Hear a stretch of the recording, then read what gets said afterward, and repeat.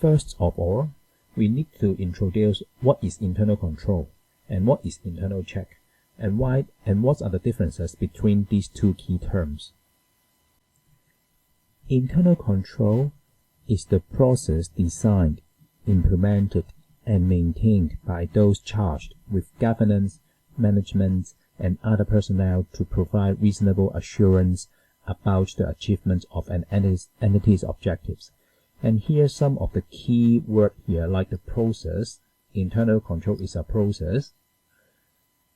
It's about governance, management, and other personnel to provide reasonable assurance. So here we have some key words or key concepts behind internal control. First, it is a process. And what is internal control for? It's for providing reasonable assurance.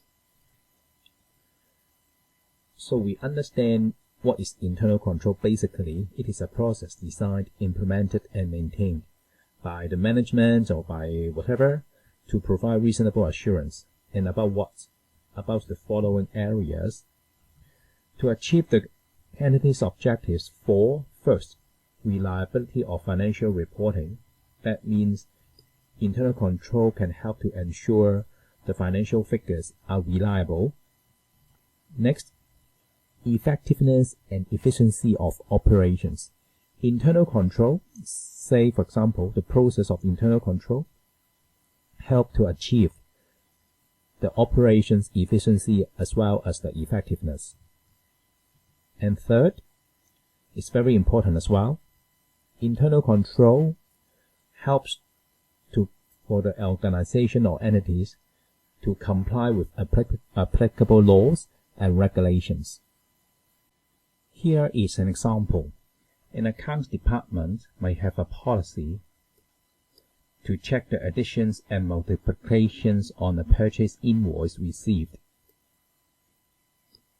before it is approved for payment. This control would help to ensure that the correct amounts are paid to the organization's suppliers, and it would help or improve the reliability of the amounts reported as purchases. So here is one example what is internal control. And next, internal check. Internal check is different from internal control. It is an element of internal control. In other words, it is a part of internal control, and it concerned with ensuring that no single task is executed from start to finish by only one person.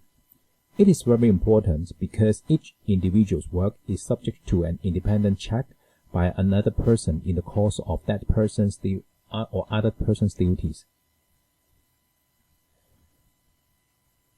The purpose of internal checking here is to reduce the likelihood of errors and fraud.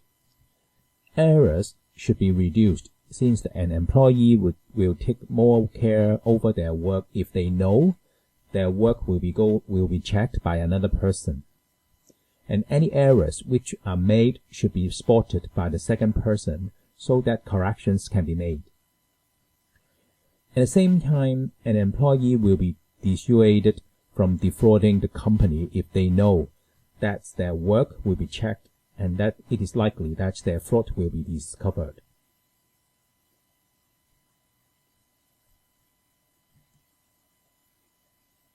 So here, as said, each individual's work is subject to an independent check by another person in the course of that other person's duties. So in other words, internal check means no one in the company can execute a single task from start to finish. And for the task, even the one person can execute it, but the other have the responsibility to check, to ensure there's no errors and frauds.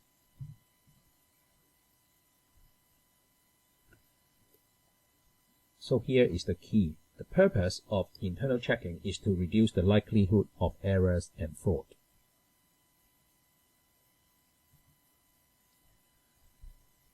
To summarize between the differences between internal control and internal check.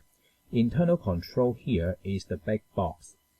It contains a lot of control activities that we will cover later, and internal check is only part of it.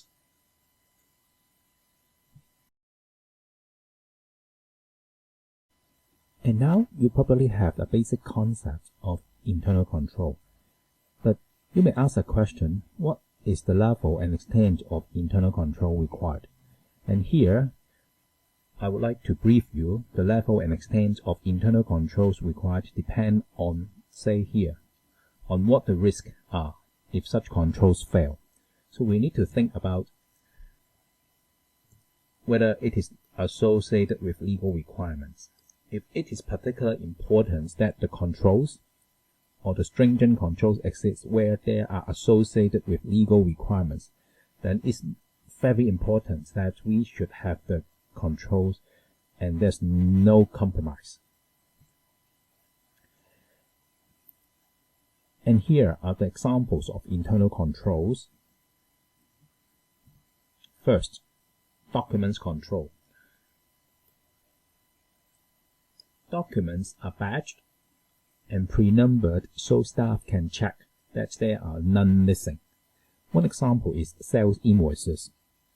If you don't have a proper control on issuing the sales invoices, it's the problem that the sales invoices are missed or haven't printed and issued to your customers, so you cannot collect back the money, and it hurts your cash flow because you cannot have the cash collection by selling the goods. At the same time, your income may be underestimated or understated.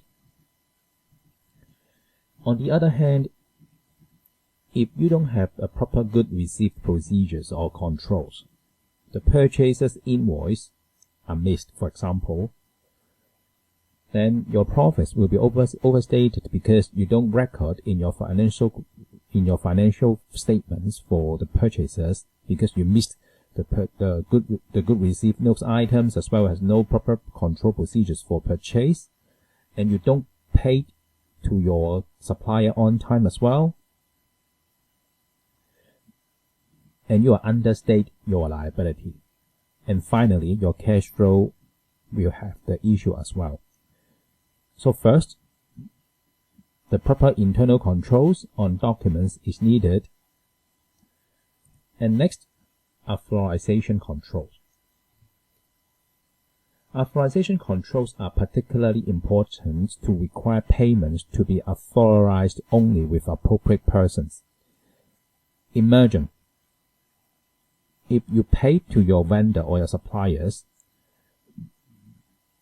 without any senior person's approval, say a junior account clerk can do the authorization for unlimited amount. Imagine what happened. It's probable for the junior staff, because only the junior staff, account staff, can authorize the payments without any other supervisor need to have the approval as well. So only one person to approve. Then it's a one person approval problem. The other problem is whether the junior staff is an appropriate person to approve all amongst items. If yes, then this staff may authorize false purchase invoices raised by a friend outside the company. For example, then the company pays the invoices and the friend and the clerk share the proceeds. This is a very common type of fraud. So controls here, the authorization controls can help to prevent these required payments by only limited to the senior persons to approve it, and not only one person to approve it. Maybe the case is how much of the invoices can be approved. Say if it is less than $10,000 invoices, it can be approved by two persons. One is the account staff, the other is the finance manager.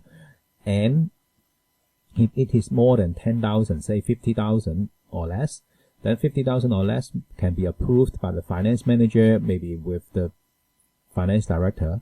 For example, if more than 50,000, it needs to have another approval, say by the managing director or the chief executive officer. So here you can see the authorization controls help to prevent the fraud as well. And we discussed there are two internal controls or examples. One is documents, the other is authorization.